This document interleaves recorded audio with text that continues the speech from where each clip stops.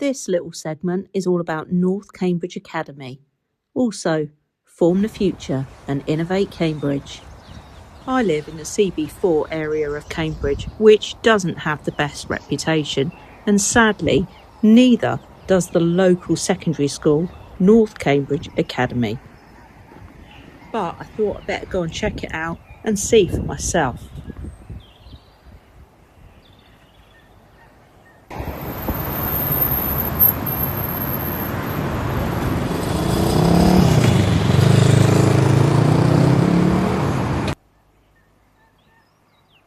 I've just got back from doing mock interviews with Form the Future at North Cambridge Academy here in the CB4 area.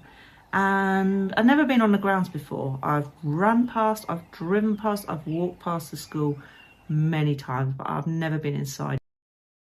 I've heard a lot about it, you know, and it hasn't always been the most positive things. I've heard from parents in the area saying that they don't want their children to go there, and so it's, you know, you sort of got these preconceptions. But then in the last few months I've heard a lot of positive things about NCA. A superb principal in Jane Driver who cares so much about the school and the students, and she cares so much about the perception that people have of the school.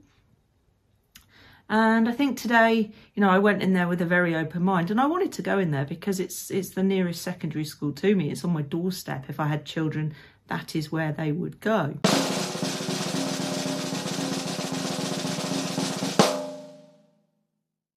Well, I was really, really surprised. I met, I think, 7 students, all in year 11, all very different, all each with their own personality and their own aspirations and their own strengths, and I was blown away. And you know, it's a real diverse group. Somebody that wanted to be a social worker, and she's predicted to have a grade 9 for mathematics, and you know, it took me a while to get that out of her, that she was actually predicted a 9 in her GCSEs. And she was really interested in baking and reading and arts and creative stuff.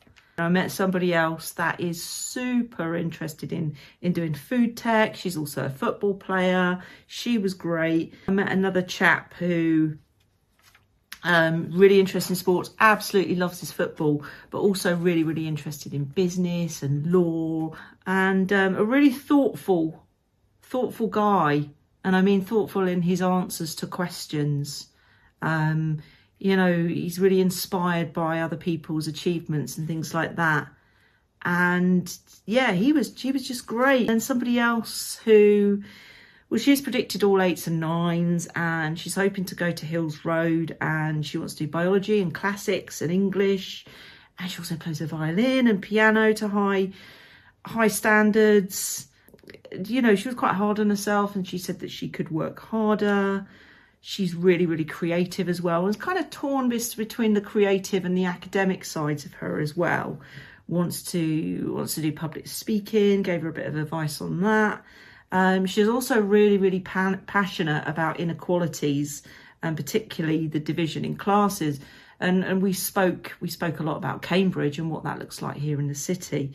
And then I met this guy, and he's the one that I will remember for the day. He is a musician, and a musician in a band, and a very talented one at that.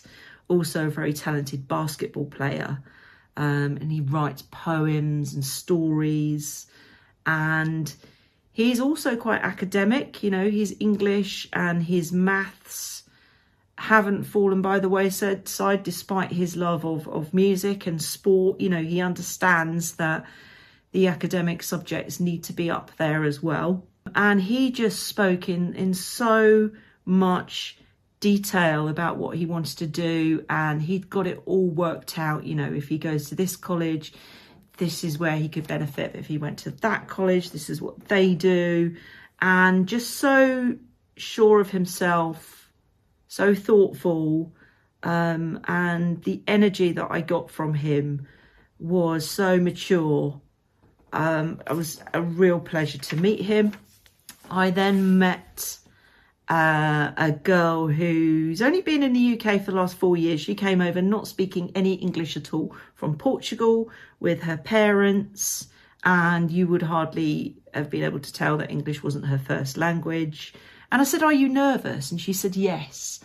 And I said, "Well, you're not coming across as nervous." And she said, "Well, that's because, you know, drama is her main thing." And she's like, "I can just act it out." And I thought, wow, that is so cool. She is doing very, very well in the more academic subjects, shall we say, maths and science, and English. She's doing particularly well at. You know, she wants to go on and pursue the drama as well as psychology. I then met a chap who had just been a translator for another guy who was interviewing. It turns out he's only been in the country 3 or 4 years himself, and the language he was translating from was not his first language. So he's translating from Persian. It's not his first language. He speaks 4 different languages. He's done lots of translation for other students.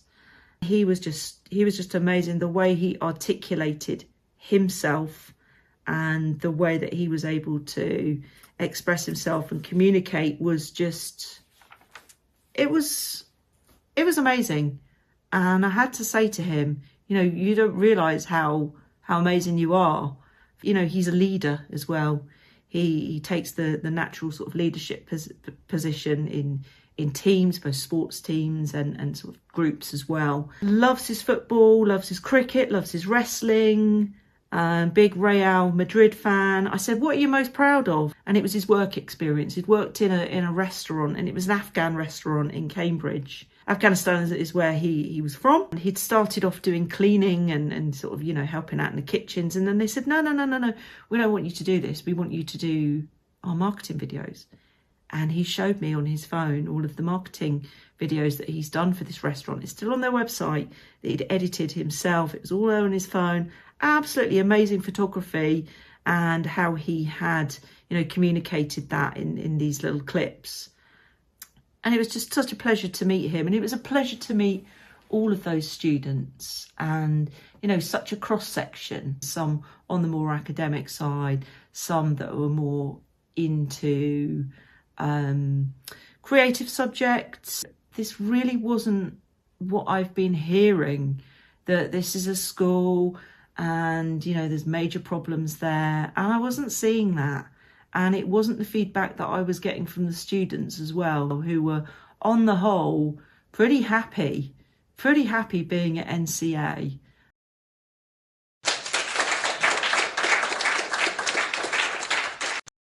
Absolute pleasure for me to be there this morning. Really happy to have been, and I wanted to sort of document my thoughts as quickly as possible, so that I don't forget, really, and so that I can communicate to other people that despite what you might have heard, despite what you might have read, we really need to give these schools and these students a chance. They're doing so well, and what is coming out of that school, and, you know, the support they're getting there and the opportunities they're getting there, it's just incredible. And it's so good to see them thriving. You can see that now, you can see it. And I'm really proud that that's the local secondary school to me, actually. I'm really, really proud.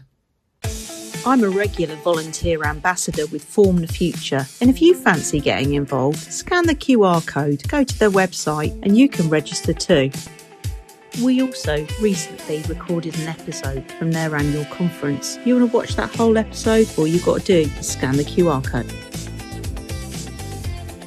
In episode 11, we had an awesome chat with Dr. Kathryn Chapman, Executive Director of Innovate Cambridge. You can see the full episode here and find out what people are doing to help out North Cambridge Academy. Scan the QR code to watch the full episode, or just keep watching to see a short clip.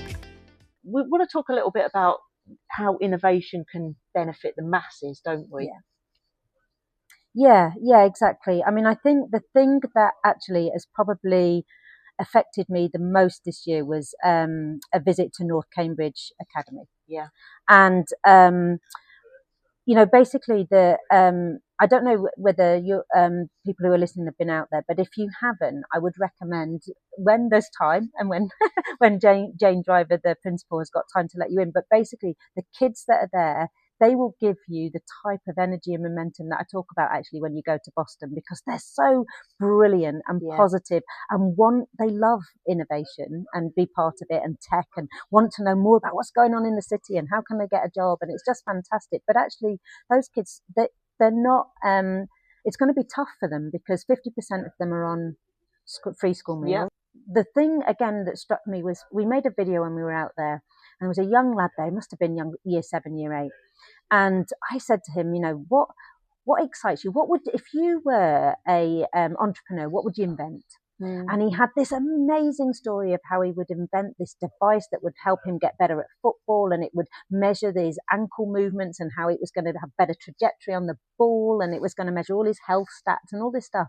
And he came alive. And I said to him, do you know what innovation is? And he said, no. Wow. So, there's a real disconnect at the minute. And I think that's true not just with the schools, but actually the community of not necessarily engaging with innovation or even knowing what innovation means. And so I think there's a lot that we need to do to try and bridge the gap. Yeah. And connect much more, and make sure that those kids at that school know the career pathway for them in the sectors that we're building here in Cambridge first. It's a wonderful school. If you haven't heard of North Cambridge Academy, it's clearly on the north side of Cambridge, but it's a secondary school there, and it is probably one of the most deprived areas. And as Kathryn said, 50% of the kids there are on free school meals. But innovation has to benefit the masses. And inclusion, it's not a nice to have. Yeah. It's an absolute requirement, and we spoke a lot about that in the summit back in October. We really do need to extract some of this social value from the growth, so that innovation is really going to benefit those existing communities like the North Cambridge Academy. And that video was amazing. Jane Driver, who is the head or the principal of the school, she's doing some fantastic work. Nearly 50% of those students are from ethnic minorities as well, and 24% of them are SEND students. 6% of them have EHCPs.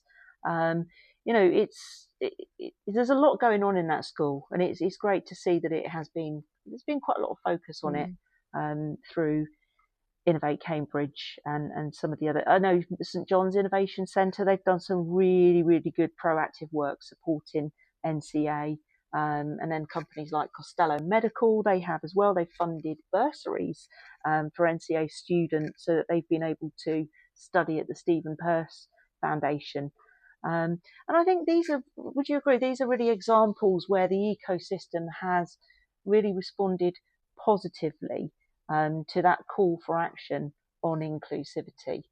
I think so, yeah. I mean, I think if you think about everyone that's working towards this goal, around whether it be the board members of North Cambridge Academy, whether it be Anne Bailey at Form the Future, whether it be the City Council that are now launching through Cameron Holloway this included programme, which is going to be a very practical way of helping school children navigate their way through future career pathway, and particularly engaging children that actually opt out of education, which is becoming increasingly common.